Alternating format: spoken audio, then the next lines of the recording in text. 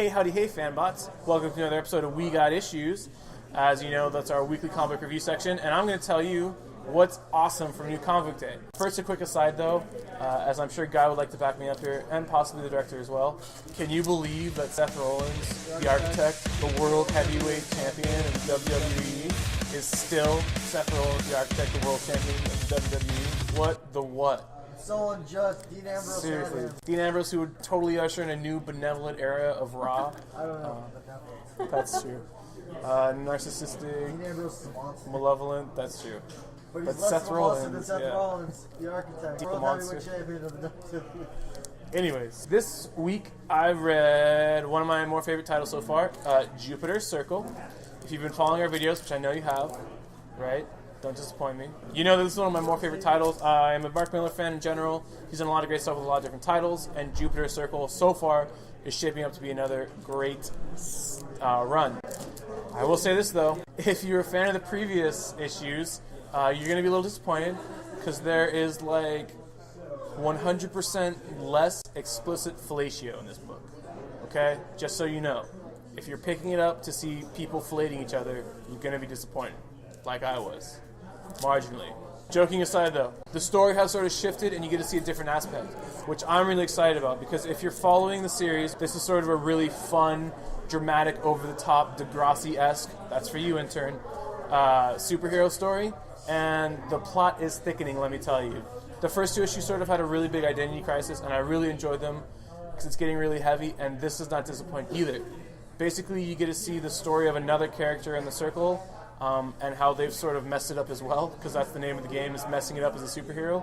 And while it's a little less in your face, haha, get it, as the previous two issues, it's definitely a lot of fun, and it kind of foreshadows a really interesting arc coming up. If I had to give it a score, I would give it a solid 9.5 out of 10. Mark Millar, you're killing it. The art, too, I haven't mentioned this before, but Wilfredo Torres, so good. What he said, Wilfredo Torres, some really sharp art. Perfect balance of sort of some flat mutedness with some really, precise character drawing. And it fits perfectly with the feel and the era of the story. So really, all around, it's just a solid work.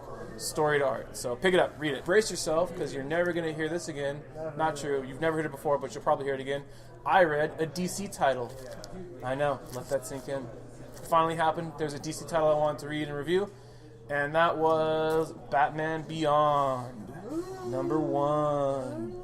You know that Batman Beyond is the best series ever. You grew up with it possibly as an animated series, and it really made you love Batman all over again after Batman the Animated Series left us.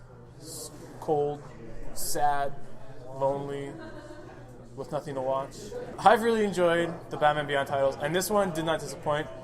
If you've been reading and following along in DC Universe, you know that Terry McGinnis, unfortunately, is not in the costume, but we've got an equally impressive Batman Beyond mantle and mantle wearer, and Tim Drake. That's right, Tim Drake is Batman Beyond. Now, the issue itself sort of drug on. It didn't really introduce anything phenomenal. It's just sort of building the story, acquainting Tim Drake with the world, and sort of doing a little bit of setup for the plot to come. With that being said, it was a fun read. I'm not sure exactly yet if this is a series that you're going to want to follow, but I will say this, for $3, $2.99, it is definitely worth your money to pick this first issue up and see if you enjoy it, but definitely look into it. If I had to give it a score, I would give it a solid 7.5 out of 10. I just felt like at the end of the day, there was nothing that really stuck with me, but I did enjoy it. So definitely pick it up and wait for issue 2, because it's probably going to be dope. So, as always, remember who you are and what you are. Don't go creating any trouble out there in that big, crazy world. And if you're in the future and you're in a Batman suit and you have to, go save someone, bring anti-laser sunblock, because that'll be important. So, prelude to some really cool happenings. Thanks for coming in, and as always, see you soon. Ready for... Never mind. That's a creative Pokemon. Think we're ready? Cool. Sorry, I got distracted by the Pokemon soundtrack. If you're a fan of the previous... What the fuck really holds at the board?